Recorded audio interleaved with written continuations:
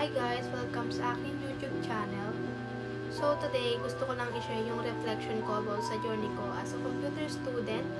Alam niyo yung feeling na pinasok mo yung course mo pero parang hala, programming agad. Ganun ako nung first year.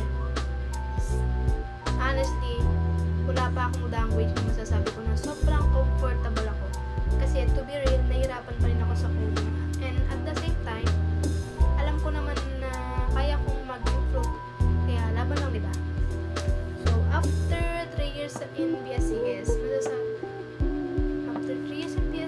umabot ako dito sa 3rd year. Thank God.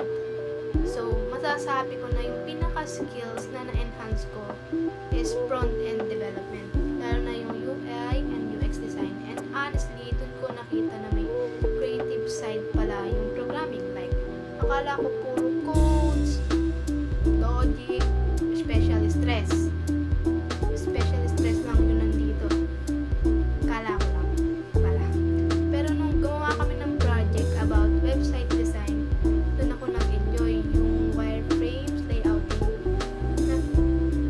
Dun ko na-feel na may artistic side pala, dito na ganun.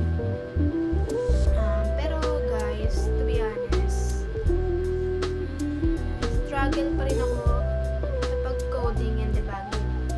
Alam nyo yung moment na ilang oras kang nakatitig sa screen, tapos isang semicolon lang pala yung kulang. Like, oh my God, grabe. Gusto mo na lang mag-tantrums minsan. Pero at the back of my mind, nasabi ko na kailangan kong matuto, kailangan ko tong tapusin. Ganun. Kasi part siya ng pagiging programmer talaga. Lahat dumadaan sa ganong stage.